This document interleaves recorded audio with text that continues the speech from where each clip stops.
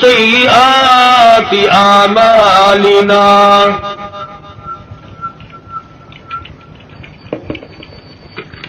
من يهده الله فلا مضل له ومن يضلله فلا هادي له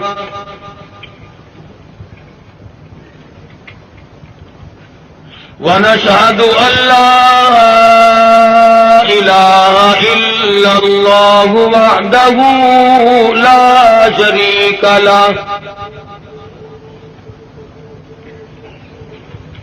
ولا نذير له ولا مثال له ولا مثل له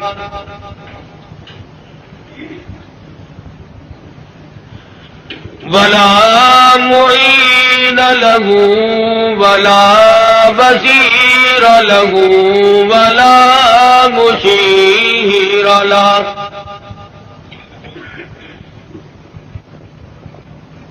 ونشهد أن سيدنا وسندنا ونبينا وشفيعنا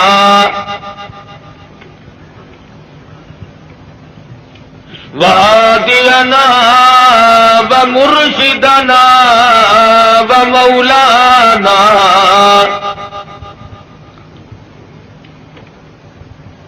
إمام الأنبياء وسيد الأنبياء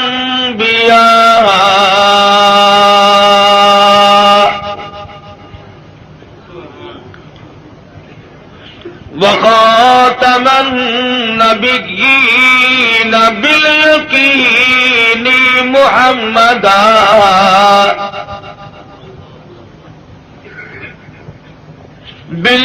باليقين محمدا عبده ورسوله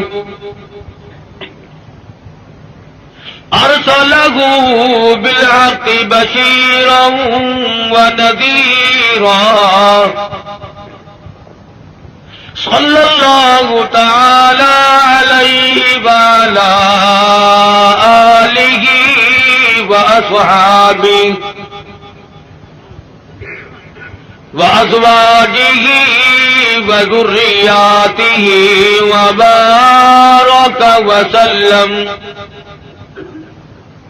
وسلم تسليما كثيرا كثيرا. أما بعد فأعوذ بالله السميع العليم من الشيطان الرجيم.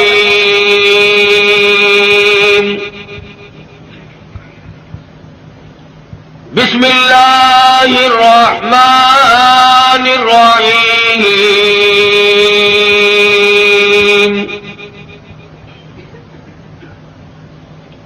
وإذ يرفع إبراهيم القواعد من البيت وإسماعيل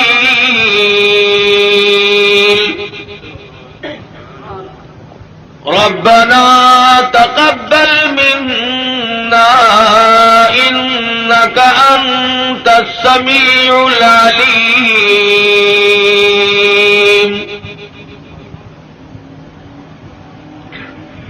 ربنا واجعلنا مسلمين لك ومن ذريتنا أمة مسلمة لك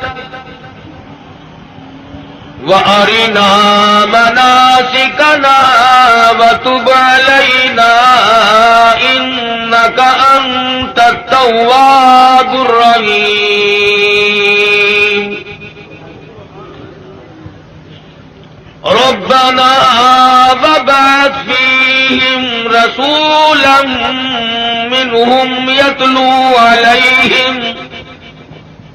يتلو عليهم آياته ويزكيهم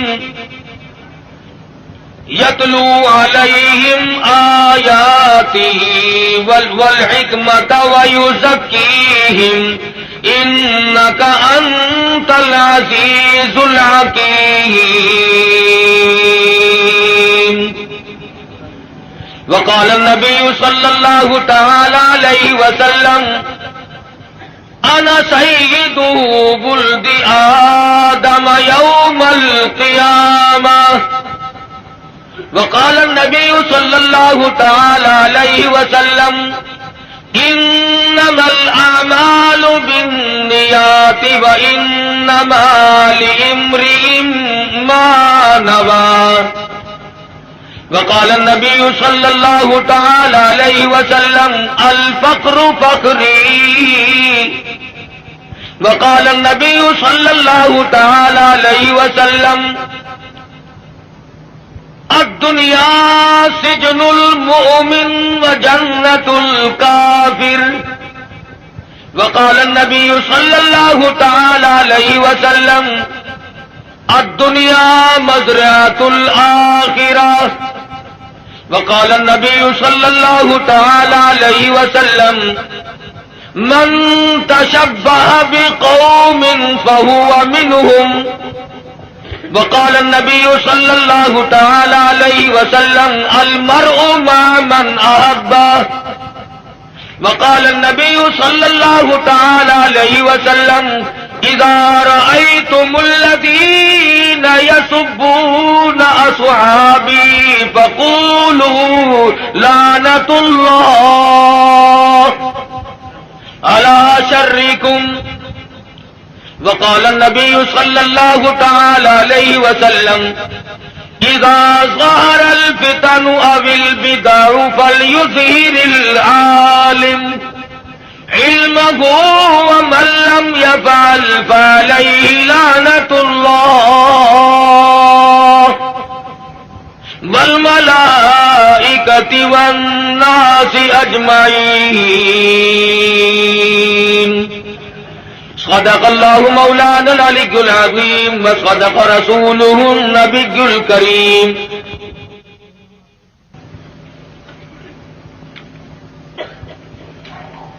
جناب صدر محترم، معزز سامعین، محترم حاضرین،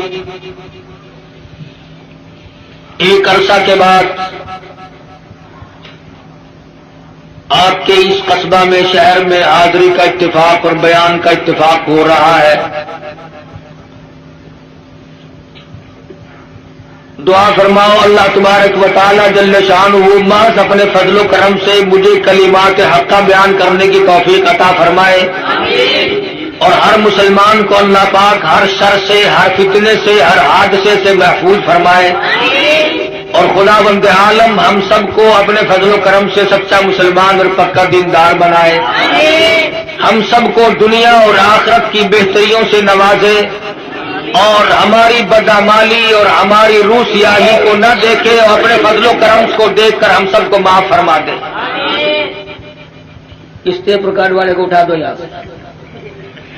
پھر کہتے ہیں مولوی بڑے بد اخلاق ہوتے ہیں، خود شرم نہیں آتی؟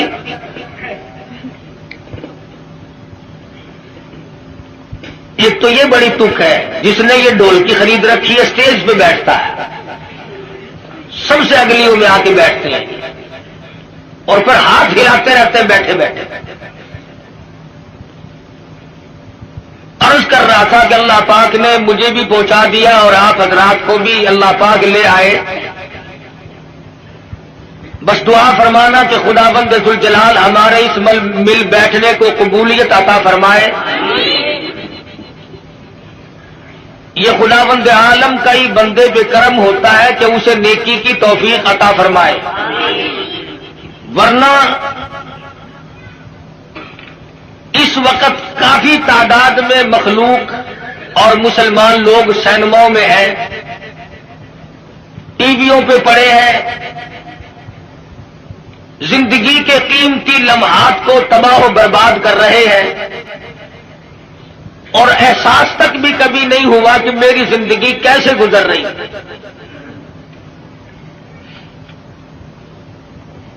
اور میں اس وقت نہ کسی کو گالیاں دینے کا ارادہ لے کر آیا ہوں، اس لیے کہ ملتان سے چل کر کروڑ پکے میں آ کے گالیاں دینا کوئی زیادہ ثواب ہے؟ اور تم میں سے کون سا آدمی ہے جس کو گالیاں دینی نہیں آتی؟ باہر سے آدمی بلوا کر کے گالیاں دلوانا کوئی ضروری ہے؟ اور میں گالی دوں کیسے؟ میرے بزرگوں نے مجھے گالیاں دینا سکھایا ہی نہیں۔ ہم جن اللہ والوں کی جوتیوں میں بیٹھے انہوں نے ہمیں قرآن و حدیث کی کستوری بخشی، اور نہ میں کسی کو کافر بنانے بھی نہیں آیا، اس لیے کہ کافر بنانا آسان ہے، مسلمان بنانا بڑا مشکل۔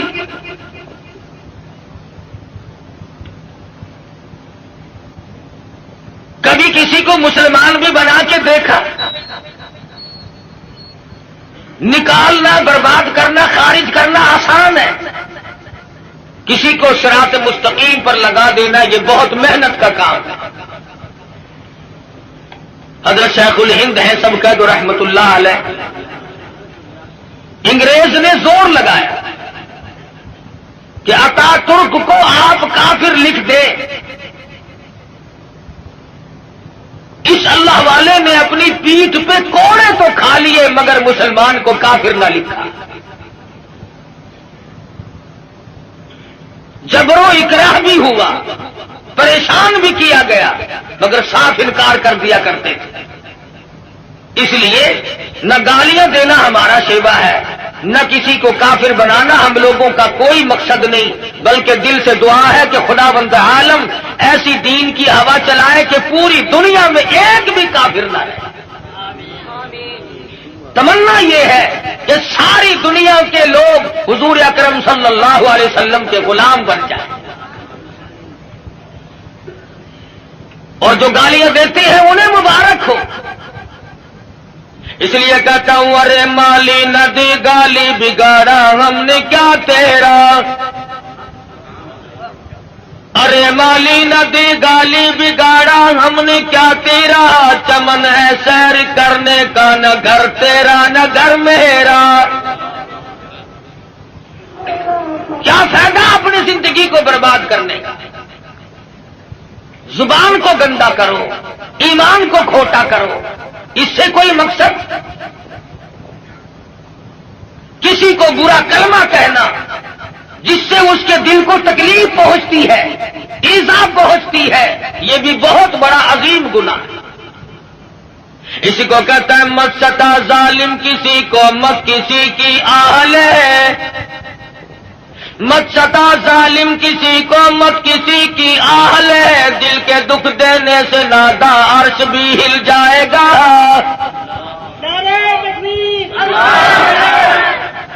اور پھر ہم تو اس ہستی کے نام لیوا ہیں۔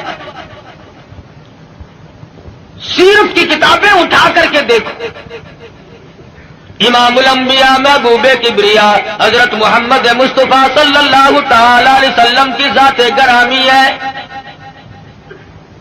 کسی کی سیرت جوانی سے شروع ہوگی، کسی کی سیرت 40 سال میں جا کے شروع ہوگی، کسی کی سیرت 30 سال کی عمر میں جا کے شمار کی جائے گی۔ آمنہ کے در یتیم کا یہ حال ہے، نہ زمین تھی نہ آسمان تھا، نہ ستارے تھے نہ چاند نہ سورج، نہ حجر نہ شجر، نہ درخت نہ پتے، نہ سبزی نہ ترکاری، نہ کانٹے نہ پھول، کچھ بھی نہ تھا۔ سرکار مدینہ صلی اللہ علیہ وسلم کی سیرت کے تذکرے اس وقت بھی ہوا کرتے تھے۔ فرمایا وما ارسلناک الا رحمۃ للعالمین، کالی کملی والے میں نے آپ کو جہانوں کے لیے رحمت بنا کے بھیجا۔ علماء کرام نے عالمین کی تفسیر کرتے ہوئے 4 جہان شمار کرایا، ایک عالم ارواح، ایک عالم دنیا، ایک عالم برزخ اور ایک عالم آخرت۔ 4 جہان شمار کرائے ہیں علماء امت نے۔ سب سے پہلا عالم اور جہان وہ عالم ارواح کو شمار کرایا۔ علماء کرام نے لکھا ہے کہ تخلیق روح کے اعتبار سے سب لوگ برابر ہیں۔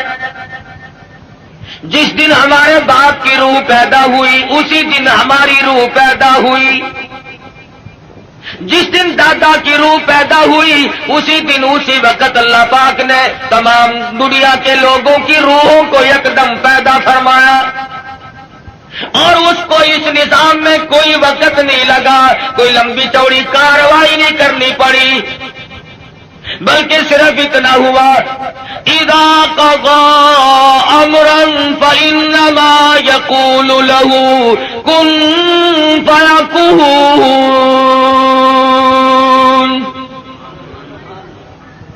جب وہ کسی کام کو کرنا چاہتے تھے اور چاہتے ہیں بس فرماتے ہیں ہو جا، وہ ہو جایا کرتا ہے۔ سارے جان کی روحیں پیدا ہو گئی، تمام روحوں کو ایک جگہ اکٹھا کر کے اللہ پاک نے فرمایا الستو بربکم، اور دنیا میں جانے والوں، عالم ارواح میں رہنے والوں، کیا میں تمہارا رب ہوں؟ اللہ پاک نے عالم ارواح میں امتحان شروع کر دیا۔ دنیا میں جا کر یہ لوگ بگڑ جائیں گے، طرح طرح کے دھندوں میں پھنس جائیں گے، لغویات میں مشغول ہو جائیں گے، ان سے یہی اقرار لے لیا جائے الستو بربکم۔ کلیم اللہ کی روح خاموش ہے، ابراہیم خلیل اللہ کی روح خاموش ہے، روح اللہ کی روح خاموش ہے، نجی اللہ کی روح خاموش ہے، رسولوں کی روحیں خاموش ہیں، پیغمبروں کی روحیں خاموش ہیں، انبیاء کرام کی روحیں جواب نہیں دیتی، ابدالوں کی روحیں خاموش ہیں، قطبوں اور غوثوں کی روحیں خاموش ہیں۔ علماء لکھتے ہیں سب سے پہلے روح محمد الرسول اللہ صلی اللہ علیہ وسلم نے جواب دیا بلا انت ربنا۔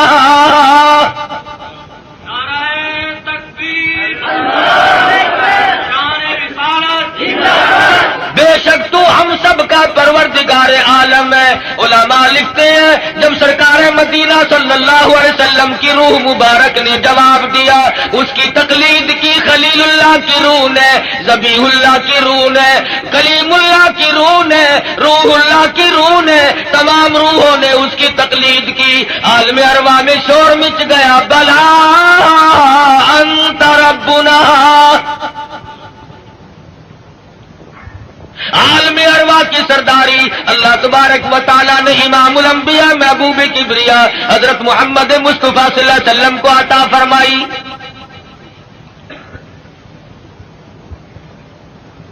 عالم دنیا کی ابتدا ہو رہی ہے، آغاز ہو رہا ہے۔ سیدنا آدم علیہ السلام کو اللہ پاک نے پیدا فرمایا، جنت میں قیام ہے، تنہائی کی وجہ سے وحشت محسوس کرتے ہیں، تنہائی محسوس ہو رہی ہے، اللہ تبارک و تعالیٰ نے ایک عورت پیدا فرما دی۔ الہی یہ کون ہے؟ یہ میں نے تمہارے لیے عورت پیدا کی ہے۔ قریب جا پہنچے، ہاتھ لگاؤں گا، لمس کروں گا، چھوؤں گا اسے، یہ میری ہے۔ آواز آتی ہے اے آدم ٹھہرو، غلطی نہ کرنا، ابھی ہاتھ لگانے کی اجازت نہیں، پیدا میرے لیے کی گئی ہے، ہاتھ لگانے کی اجازت کیوں نہیں؟ آواز آتی ہے اے آدم آپ ابو البشر ہیں، سارے جان کے لوگوں کے ابا ہیں، یہ سارے جان کے لوگوں کی اماں ہے، پہلے حق مہر ادا کرو پھر ہاتھ لگاؤ۔ الہی سونے کے محل دے دوں، کستوری زعفران کا گاڑا جن محلوں میں لگا ہوا ہے وہ مکان دے دوں، سونا دے دوں، چاندی دے دوں، باغات دے دوں۔ آواز آتی ہے نہیں نہیں، پھر اور کیا دینا پڑے گا؟ آواز آتی ہے وما ارسلناک الا رحمۃ للعالمین۔ آج میرے حبیب کی تمام دنیا کے لوگوں کے سامنے سیرت ظاہر کرنی ہے، یہاں سے ان کے تذکرے شروع کرنے ہیں۔ اے آدم کچھ لینا دینا نہیں ہے، یہاں کھڑے کھڑے آپ میرے محبوب کی ذات اقدس پہ 20 مرتبہ درود پاک پڑھے، حق مہر ادا ہو جائے گا۔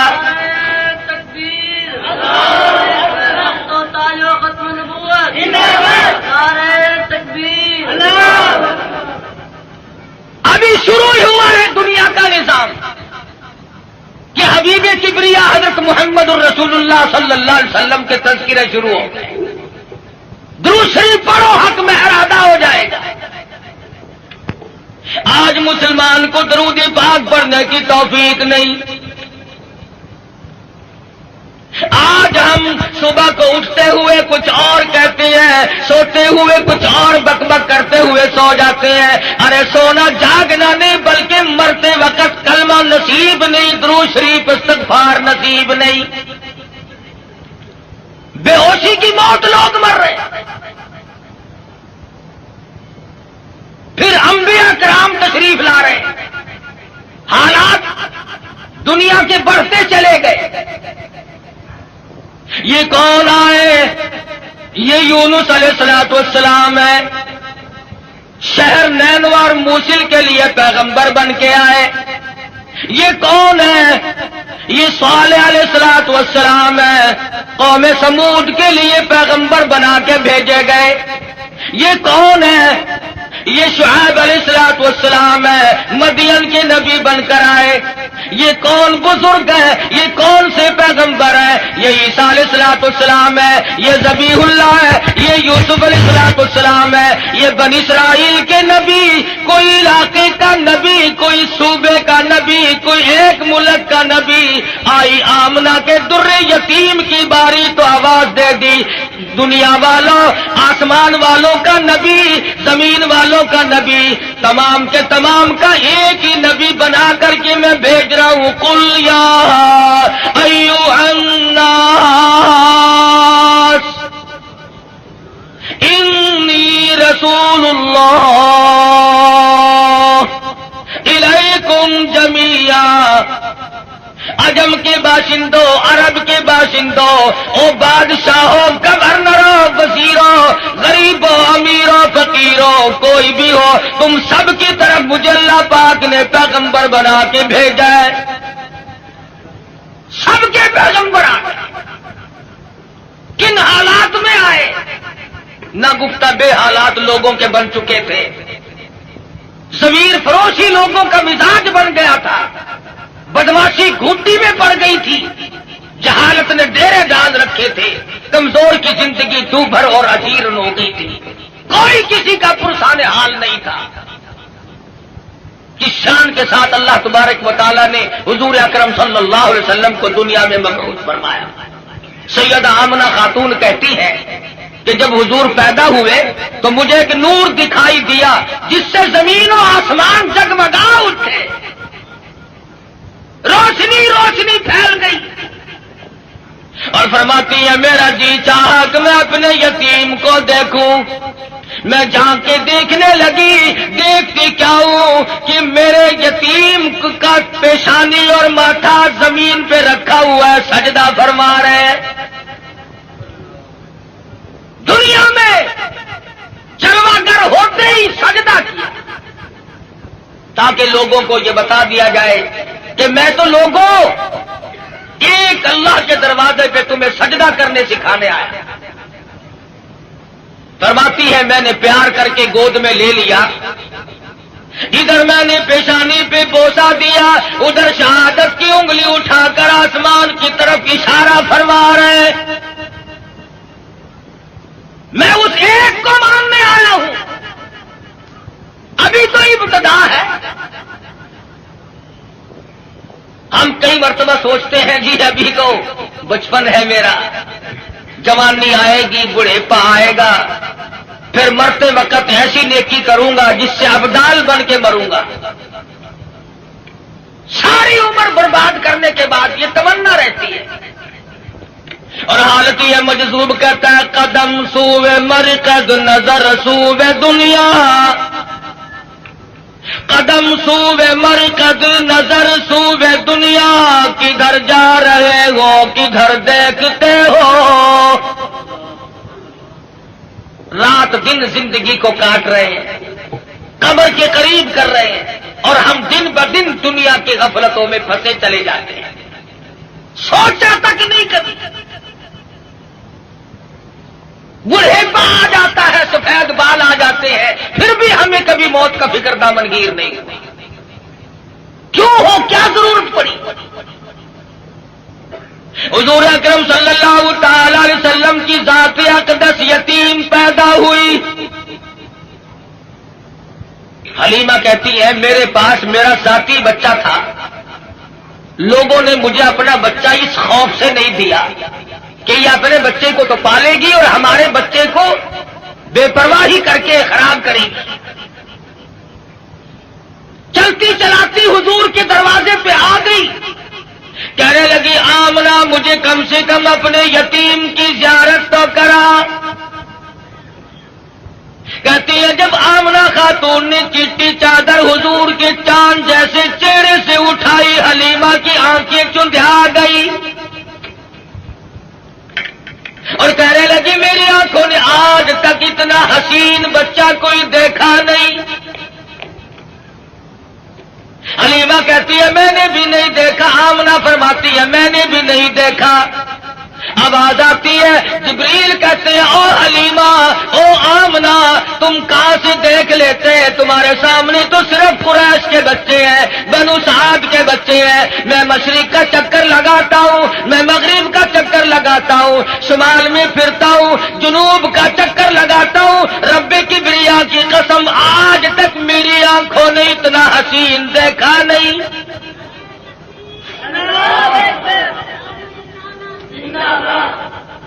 رہنے دو نعرے، آٹا بڑا مہنگا ہے. نہیں دیکھا. آواز آئی جبریل تم کیسے دیکھ لیتے؟ دنیا کے لوگ کیسے دیکھ لیتے؟ مجھے اپنی کبریائی کی قسم آج تک میں نے ایسی صورت والا کوئی پیدا کیا ہی نہیں. الہی اب تو آیا کریں گے، اب تو ایسے آنے شروع ہو گئے. چلو پہلے نہیں آئے تھے تو کیا بات ہے. آواز آتی ہے رخ مصطفیٰ ہے وہ آئینہ، اب اس جیسا دوسرا آئینہ نہ ہمارے چشم خیال میں اور نہ دکان آئینہ ساز میں. اب ایسے کیسے آئیں گے؟ میں نے وہ سانچا ہی توڑ دیا جس سانچے میں اس صورت کو ڈالا ہے. نعرہ تکبیر. اب ایسا کوئی نہیں آئے گا. حضرت آمنہ حضور کو حلیمہ کی گود میں دے رہی ہے. وہ بات نہ کہی جو ایک ماں کو کہنی چاہیے تھی، اپنے بچے کا خیال کرو گی، میرا یتیم لاوارث ہے، کہیں اس کی خیال کے اندر غفلت نہ کرنا، بے پرواہی نہ کرنا.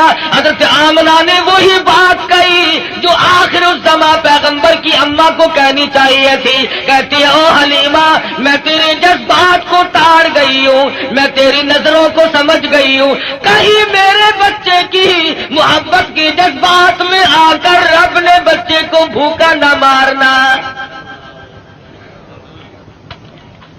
اظہار شروع ہو گیا، ہمدردی کا پیغام حضور کے آتے ہی شروع ہو گیا.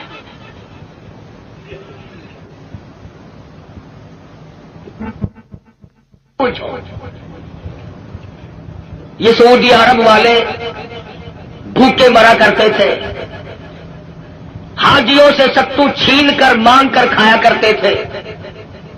ادھر قانون مصطفیٰ صلی اللہ علیہ وسلم کے چند قانونوں کا اجرا کیا، حدود اللہ کو قائم کیا. ادھر اللہ میاں نے زمین کو حکم دیا جب میرے نبی کو دستور کو مان بیٹھے اب سونا باہر اگل دے.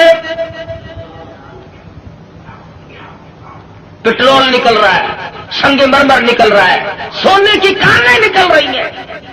تم دیکھنا تو صحیح جب ہمارے ملک میں اسلامی نظام کو استحکام کی صورت حاصل ہو جائے گی اور ہم جب سب دل سے ماننے لگیں گے خدا کی قسم پھر اس کی برکتوں کا مشاہدہ کرتا ہے.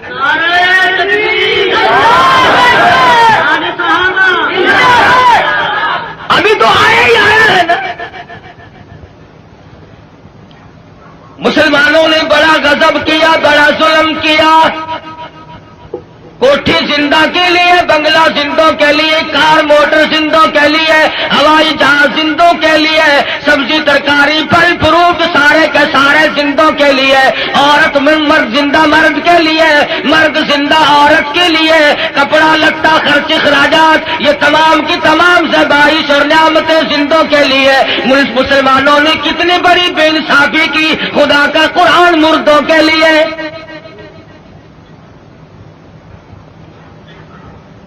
ساری عمر کبھی بنگلے میں اللہ کے قرآن کو جگہ نہ ملی، تمام عمر کبھی کوٹھی میں قرآن کو جگہ نہ ملی، کبھی کارخانے میں ذکر تک نہیں آیا اللہ کے قرآن کا۔ لیکن جب کارخانے دار مر گیا، ذمہ دار مر گیا، پھر سارے علاقے کے مولویوں کو اکٹھا کر کے لاؤ، طالب علموں کو بلواؤ، مولوی جی آج تو بہت قرآن پڑھنا، اینا پڑھنا کہ تسی میرے پیو نو بہشت دے وچ ٹھوک کے جانا۔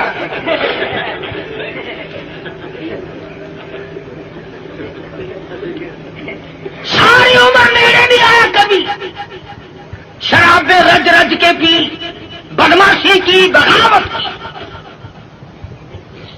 مرنے کے بعد قرآن یاد آیا۔ اس کا مطلب یہ ہوا کہ یہ قرآن مردوں کے لیے آیا، زندوں کا اس میں کوئی حصہ نہیں ہے، تھوڑا سا۔ مولوی صاحب نستر والوں نے بھی جواب دے دیا، ڈاکٹروں نے بھی جواب دے دیا، حکیموں کو دکھا بیٹھے ہیں، ڈاکٹروں کو دکھا بیٹھے ہیں۔ ہوں تسی کچھ اللہ اللہ کر دو، اللہ کے نام کی برکت آخر ہوندی ہے، آخر گولی ٹکا انجیکشن آپریشن معجون پہلے، خدا کا قرآن پیچھو۔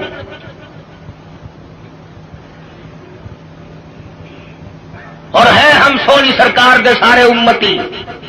عقیدے کی بات کر رہا ہوں کہ ہمارے نظریات دیکھو کتنے بگڑے، ہم کہاں گئے؟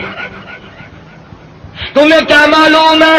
زید بن حارث رضی اللہ تعالی عنہ صحابی کہتے ہیں میں مدنی کریم صلی اللہ علیہ وسلم کے ساتھ تھا، حضور جب طائف میں تشریف لے گئے، سرداروں کو اللہ کا قرآن سنایا، توحید کا پیغام پہنچایا، انہوں نے تو انکار کر دیا۔ طائف کے امیروں کے، غریبوں کے، شریر بچے جھولیاں پتھروں کی بھر کے سرکار مدینہ کے پیچھے لگ گئے۔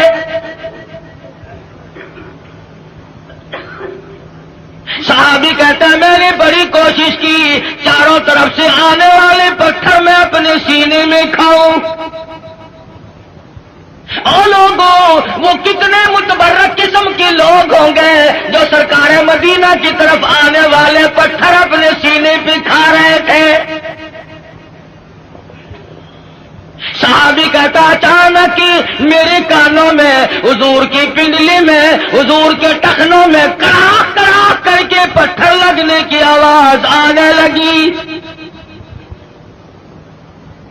اتنا صدمہ عظیم پہنچا، حضور کو اتنی تکلیف پہنچی۔ صحابی کہتا میری آنکھوں نے دیکھا حضور چکر کھا کر زمین پہ بیٹھ گئے۔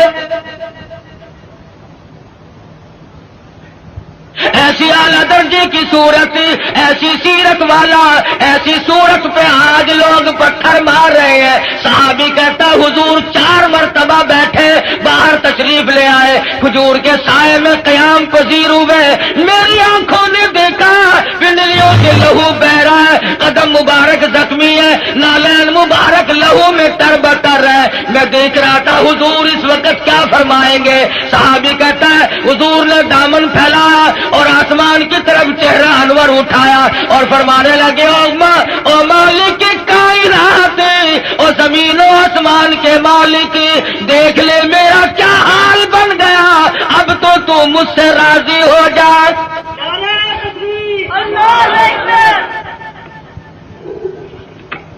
تجھے کیا پتا ہے کہ کس قدر دکھوں سے گزرنا پڑا ہے حضور اکرم صلی اللہ علیہ وسلم۔ عروہ بن مسعود رضی اللہ تعالیٰ عنہ نے مدینے پاک میں عرض کر دیا یا رسول اللہ صلی اللہ علیہ وسلم مجھے اجازت دو میں طائف میں جا کر اپنے قبیلے کے لوگوں کو قرآن کی تعلیم دوں۔ حضور کی آنکھوں میں آنسو آ گئے، فرمانے لگے عروہ بن مسعود تیری مرضی، مجھے طائف والوں کی مار آج تک یاد ہے۔ بیت اللہ میں دنیا سجدے کرتی ہے، اپنے اپنے عقیدے کے مطابق عبادت کرتی ہے.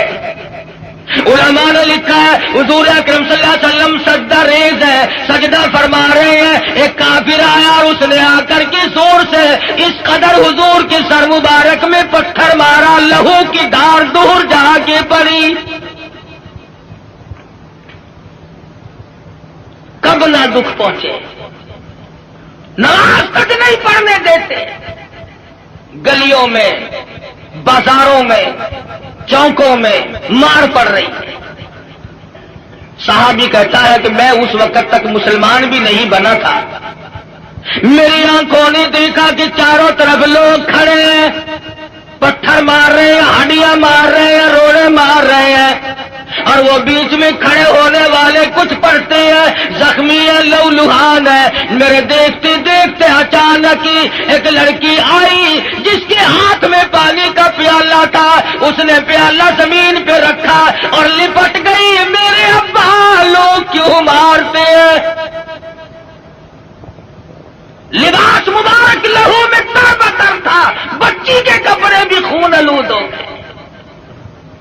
اور صحابی کہتا ہے میں تو مسلمان بھی نہیں تھا، مگر میری آنکھوں نے دیکھا کہ حضور زمین پہ بیٹھے اور پانی منہ میں لے کر کلی جو کی تو منہ سے لہو آیا. جس دین کی عظمت کے لیے، جس کتاب کی عظمت کے لیے سرکار مدینہ کو 13 سال دکھ اٹھانے پڑے، اور صرف اپنے لیے نہیں، کبھی جانثاروں کے بارے میں یوں اطلاعات ملتی ہے، کبھی خبر ملتی ہے کہ آج زنیرہ کی کھڑی کر کے دونوں آنکھیں نکال دی گئی، کبھی اطلاع ملتی ہے لبینہ کا کھڑی کر کے چمڑا ادھیڑ دیا گیا، کبھی خبر ملتی ہے نادیہ بڑھیا کو لٹا کر پیشانی پہ گرم گرم لوہا کر کے داغ دے دیے گئے، کبھی اطلاع ملتی ہے خباب ابن عارق کو پھانسی چڑھا دیا گیا، کبھی خبر ملتی ہے سعد بن دسنا کی بوٹیاں اڑا دی گئی، کبھی خبر ملتی ہے بلال حبشی کے پیر پکڑ کر مکی کی گلیوں میں گھسیٹا جاتا ہے، کبھی اطلاع ملتی ہے ابو فقیہ کی پسلیاں توڑ دی گئی. ان صدموں سے رات دن دو چار ہے، رات کو چین نہیں، دن کا اطمینان نہیں، 13 برس اس کشمکش میں کٹے.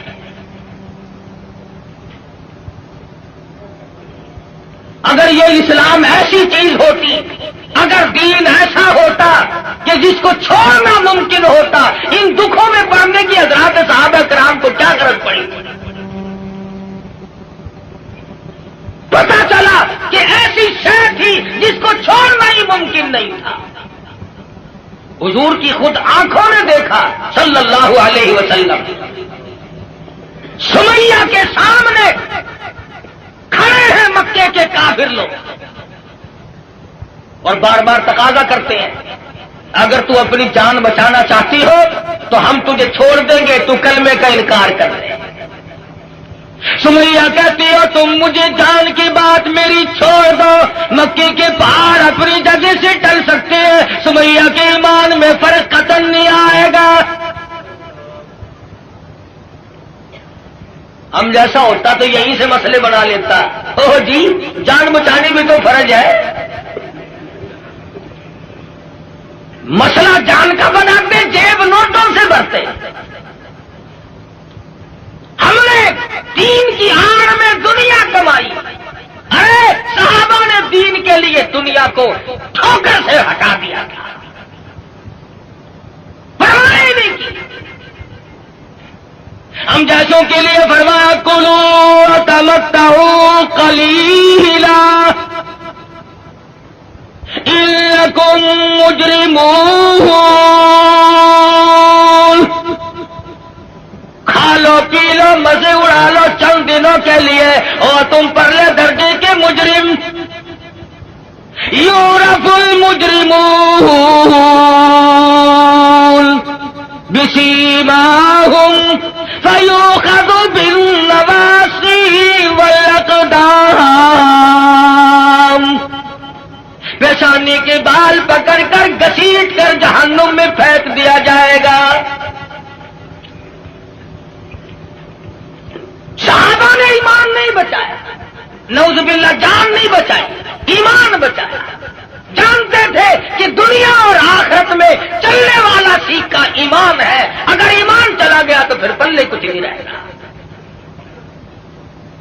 ہم لوگ تو اللہ کی بے نیازی کا زبان سے اقرار کرتے ہیں. تم کروڑ پکے والے بھی اللہ میاں کو بے نیاز مانتے ہو کہ نہیں؟ اللہ بے نیاز ہے؟ آہستہ بول لو, کوئی سن ڈالے. بڑا بے نیاز بادشاہ ہے, جب وہ چاہے تو قطرے کو سمندر کر دے, اور جب وہ چاہے تو یتیموں کو پیمبر کر دے. بڑا بے نیاز بادشاہ ہے, جب وہ چاہے تو گنجے کو اندر کر دے. کون ہے روکنے والا؟ او بھائی تو یہ پرکار والے گھر لے جا اپنے, خدا کا واسطہ ہے. تو میں اس کر رہا ہوں, بڑا بے نیاز بادشاہ, ڈرو اس مالک سے. شام کو سو لکھاپتی, صبح کو اٹھو تو ٹکڑوں کے محتاج. شام کو وزیر اعظم اور صبح کو اسیر اعظم. ریڈیو پہ خبروں میں نہیں سنتے بڑا ملزم. کون کہہ سکتا ہے؟ کسی بندے کی مجال نہیں. وہی کرتا ہے فعال لما یرید. بڑا بے نیاز, جس کو چاہے بادشاہ بنا دے, جس کو چاہے فقیر بنا دے. کون ہے اسے پوچھنے والا؟ جب تنگ بن ہوتا ہے آدمی پھر خدا کو یاد کرتا ہے. پچھلے ہفتے میں سندھ گیا تھا. بنیے جو ہے نا سندھ کے ہندو لاکھ درود پڑھوا رہے ہیں. ایک مولوی صاحب بتا رہے تھے کہ ہم نے بھی لاکھ درود مہنگا کر دیا, ریٹ بڑھا دیا ہم نے بھی. اب لاکھ درود یاد آیا. اس وقت تو کبھی منہ سے ایسی بات نکلتی ہی نہیں نا آدمی کے, جب مغرور کھوپڑی بدلتی ہے خدا جانے کیا بن جاتا ہے. اگر فرمایا ولا تمشی فی الارض مرحا انک لن تخرق الارض ولن تبلغ الجبال طولا. میری زمین پہ آ کر کے نہ چل, تو میری زمین کو چیر نہیں سکتا, پہاڑوں سے بلند نہیں ہو سکتا, پھر سائلہ حاصل کیوں کوشش کر رہا کرتے؟ یہاں بڑے بڑے آئے اور جب جانے لگے تو کسی کو اطلاع تک نہیں ہوتی, خبر تک نہیں ملتی. بڑے بڑے کمکمے, بڑے بڑے دمدمے دنیا میں لوگ جب رہتے ہیں نا خدا جانے کیا کیا کرتے ہیں. دیکھا نہیں تم نے ایوب خان, یحییٰ خان, موسیٰ خان, فبأي آلاء ربكما تكذبان. کھیل نہیں لینے دی کسی نے. اسلام کا نام استعمال کیا سب نے, آیا اسلام, آیا اسلام, لینا نہ دینا کچھ بھی نہیں. ہم لوگوں کی بھی مت ماری, بگاڑا لوگ. مولویوں کے دماغ خراب ہوئے, پیروں نے اپنی روش چھوڑی, سب کچھ بدلا. جان بچاؤ, جان بچاؤ, پیٹ بچاؤ, اپنا ٹھکانہ بچاؤ, بچاؤ. صحابہ کرام میں یہ بات قتل نہیں. خویب بن زید انصاری نوجوان ہے رضی اللہ تعالی, میدان جہاد میں گرفتار کر لیا گیا. کافر لوگوں نے مجبور کیا, او صحابی تو بڑا قداور ہے, بڑا حسین ہے, بڑا جمیل ہے, ہم تجھے چھوڑ دیں گے, تو کلمے کا انکار کر دے. صحابی کہتا ہے مجھے کلمہ مفت میں نہیں ملا, روپے پیسے کے بدلے میں نہیں ملا, مجھے لہو کی ندیاں بہا کے کلمہ ملا, میں انکار کیسے کروں؟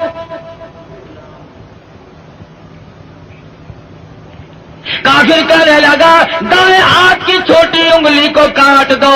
ایک انگلی کاٹی پھر پوچھا, دوسری انگلی کاٹی پھر پوچھا, تیسری انگلی کاٹی پھر پوچھا, چوتھی کو کاٹ دیا.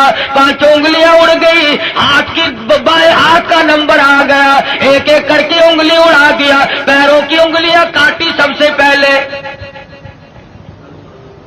دونوں پیروں کی 10 انگلیاں اڑا دی اور صحابی سے پوچھا بتا تیرا کیا پروگرام ہے؟ صحابی کہتا ہے ولا تقولوا لمن يقتل في سبيل الله اموات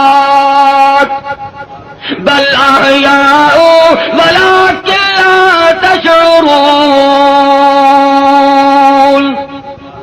میرا یہ پروگرام ہے. جب سے میں نے قرآن پڑھا، جب سے میں نے قرآن سنا، میں تو متمنی ہوں اس بات کا اللہ کی راہ میں میری جان چلی جائے. دونوں پیروں کی انگلیوں کو کاٹ دیا اور اس کے بعد حکم دیا کہ ہاتھ کی ایک ایک انگلی کو 3 جگہ سے کاٹو. ہاتھ کی، پیروں کی 20 انگلیوں کو اڑا دیا گیا. اور لوگوں یہ صحابی لوہے کا نہیں، پتھر کا نہیں، پلاسٹک کا نہیں، میرے تیرے جیسا آدمی تھا.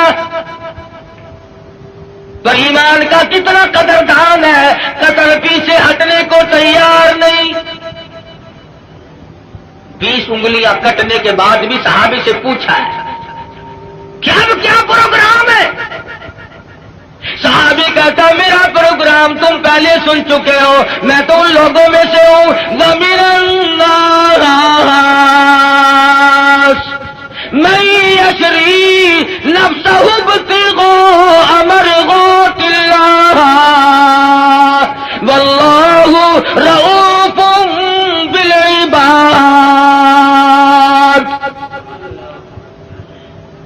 میں نے تو اللہ سے سودا کر رکھا ہے، جان اس کی ہے، اس کی رضا میری ہے. میں نے تو اس سے سودا کر لیا، جان نہیں بچائی. ہمارے زمانے کے لوگ جان بڑے بچاؤ ہیں. ایک وزیر کو پکڑنے کے لیے پولیس 2 مہینے پھرتی رہی. کبھی وزیروں کو پکڑنے جاتی ہے پولیس، کبھی وزیر ہم فقیروں کو پکڑواتے ہیں اور کبھی خود چھپتے پھرتے. بےنیاز جو ہوا 2 مہینے تک وہ وزیر ملا نہیں. ایک دن پتا چلا کہ آج بنگلے میں ہے. پولیس والے تہجد کے وقت آئے، چھپا مارا. یہ سارے تہجد پڑھتے ہیں پولیس والے، چھپا کے پڑھتے ہیں، رات کو آپ کو دکھا کے نہیں. سارے مکان کی تلاشی لے لی، ملا ہی نہیں. میں کہا حد ہوگی، گیا کہاں؟ وزیر سیانے تو ہوتے ہیں، اس نے سوچا آج تو یوں کام چلے گا. زنانی چادر اوڑھ کے دودھ ملونے بیٹھ گیا. پولیس والوں نے سوچا کوئی پرانی بڈھڑ ہے، دودھ ملو رہی ہے، اسے کیا پوچھنا چھیڑنا ہے. اللہ بڑا بے نیاز ہے.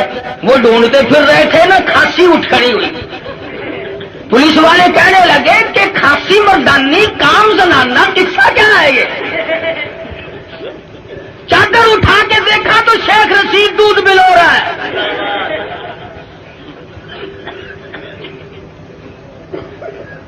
بڑا بے نیاز ہے، وزیروں کو دودھ ملوتے دیکھا.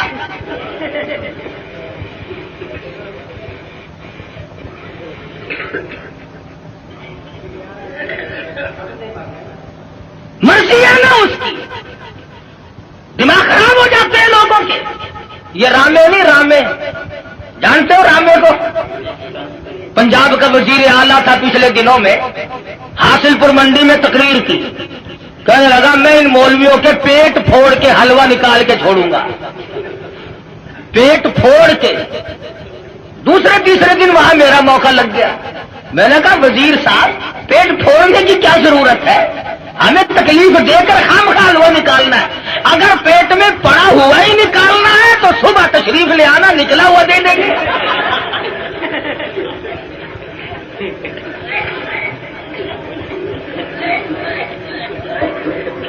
دماغ خراب ہو جاتا ہے قدرتی طور پر. اسٹیج ہی ایسی ہے،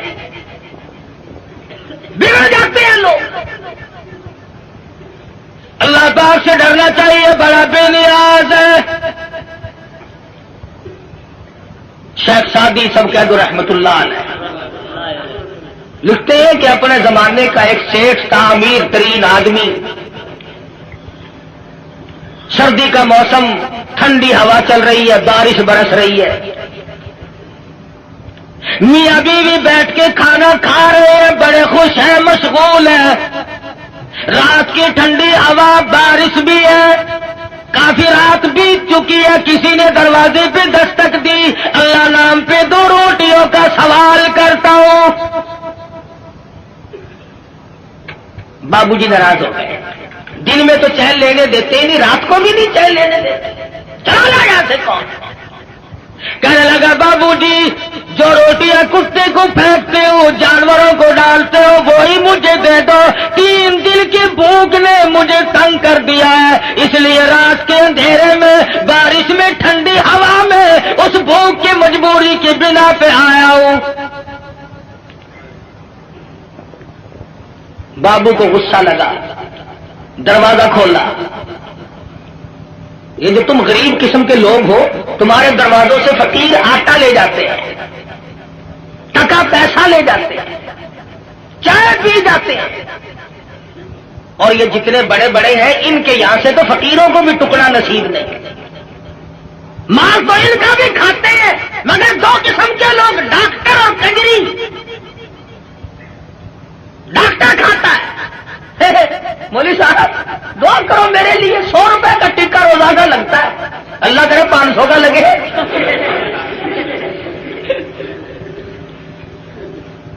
پتا ہے تم غریبوں کو کتنے ٹکے لگاتے ہو؟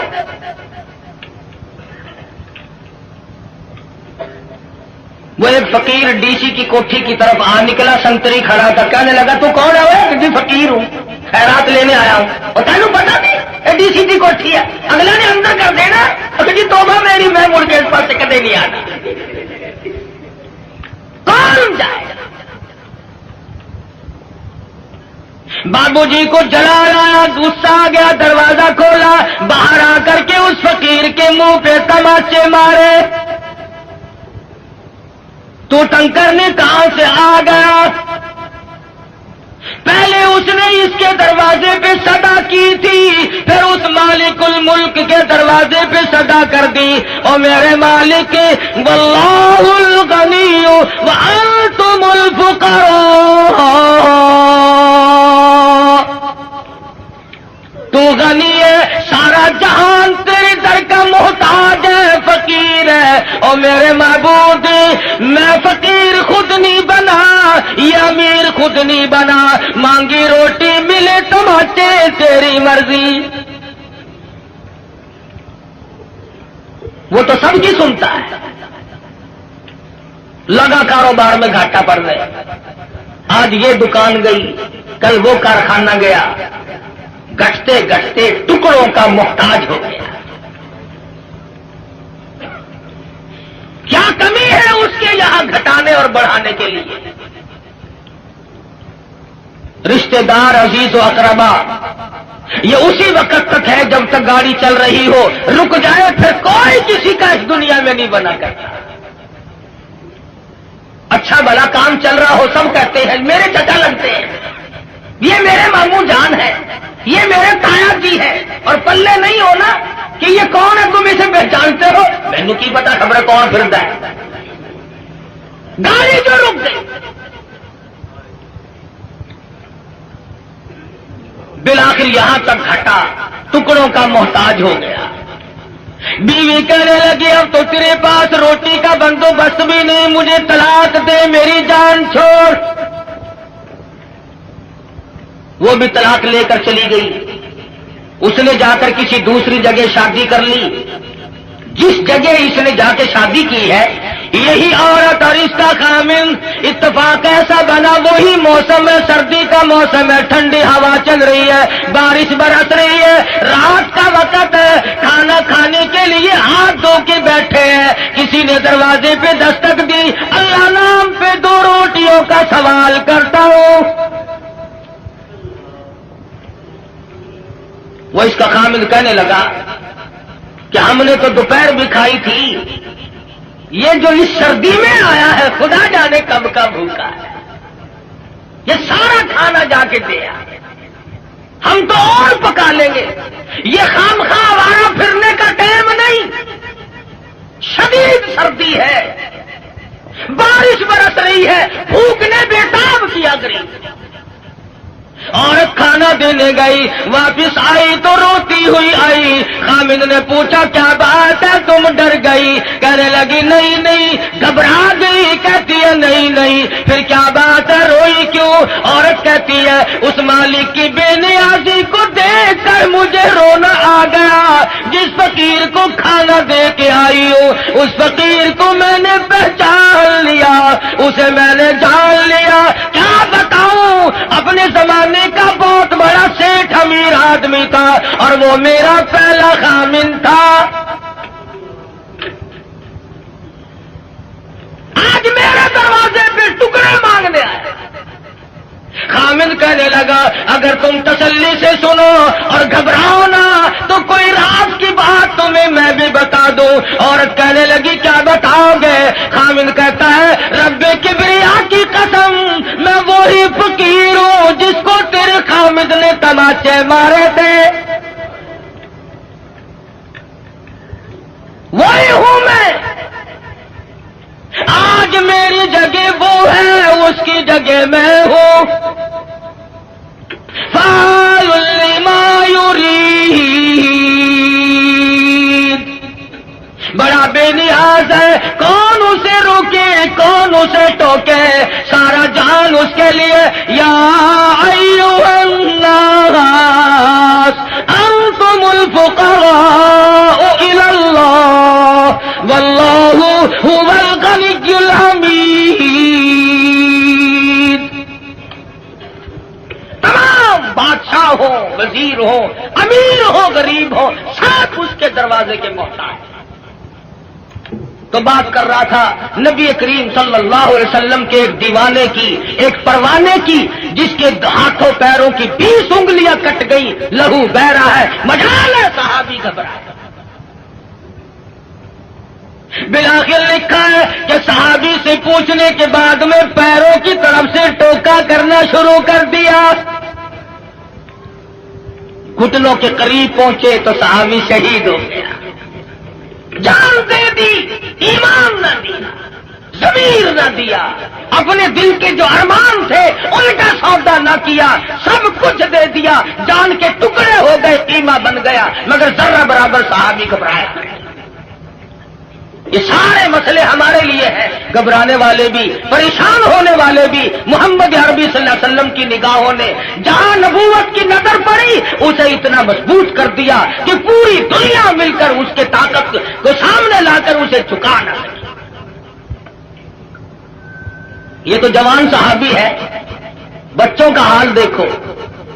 ہجرت والی رات میں سرکار مدینہ صلی اللہ علیہ وسلم نے حضرت اسما بنت ابو بکر سے فرمایا، بچی ہے چھوٹی سی، کہ ہمارے بارے میں کوئی پوچھنے آئے تو اسے خبر نہیں دینی۔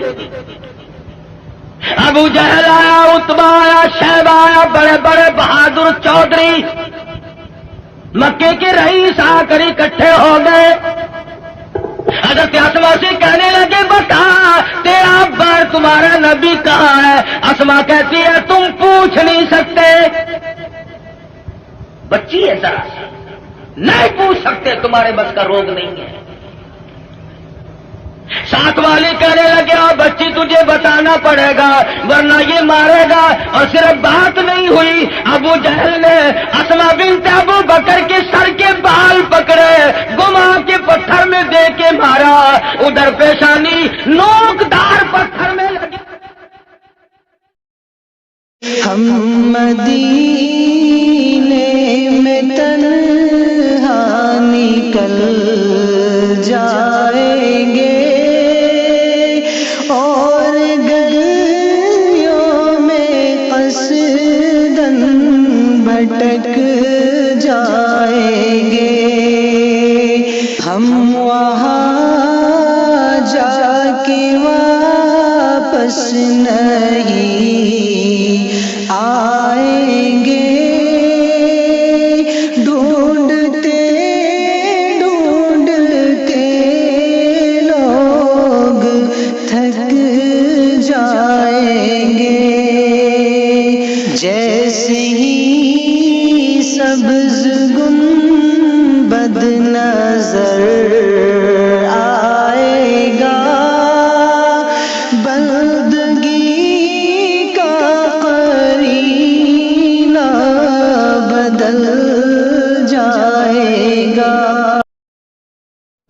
اللہ اللہ